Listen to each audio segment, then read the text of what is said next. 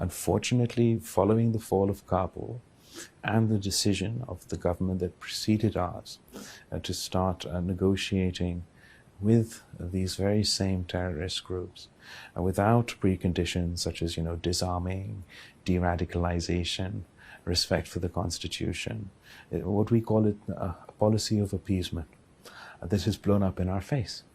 Literally. So on the one side, we have the consequences of the withdrawal from Afghanistan that has given various groups over there a lot more space to function. We have a very porous border that the new government doesn't have the capacity to man extensively. And we have reinvigorated sort of groups within our country. The good news is that the new unity government is clear. The new military leadership is clear.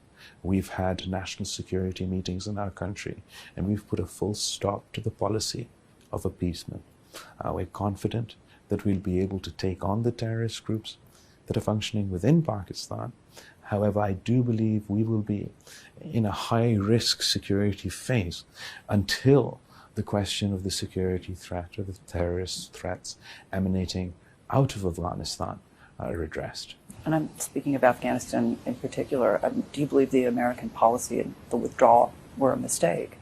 Look, it's sort of crying over spilt milk. It's something that's happened. We have to deal with the reality now, right? And the reality is there's the interim government of Afghanistan, the Taliban Afghanistan are now in charge.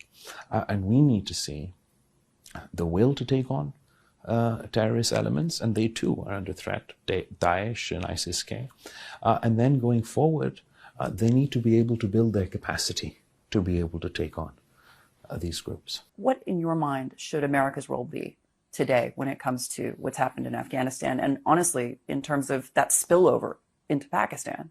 So I don't think it's just about America's role. There is a role for the international community in the sense that we need to get our act together.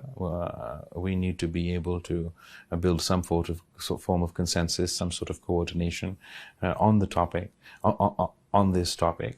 But the primary role... I mean, can you talk to these people? Are these people the Taliban who are now controlling Afghanistan? Can you have a conversation with people who do this to women, for example? No. So there has to be a distinction.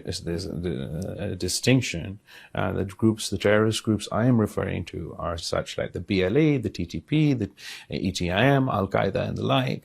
I wasn't referring to the TTA, which, no matter their history, are now the interim government in charge of Afghanistan.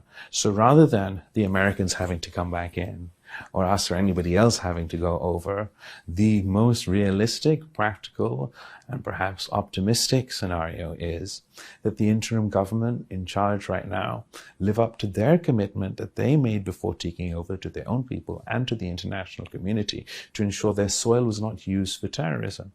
And if they demonstrate the will and build the capacity to be able to take them on and deal with this threat, then I think that solves quite a lot of the problem for the region and for the international community.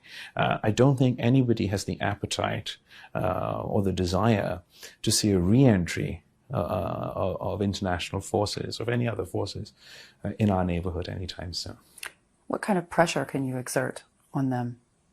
I don't think that they respond to threats or pressure well. I think that's what we've seen over the past year. I think engagement is important, but there has to be an environment conducive to have that engagement. And our message to the interim government in Afghanistan has been to sort of help us help them. And steps such as the ending of right to women's education surely isn't helping them and isn't helping us help them.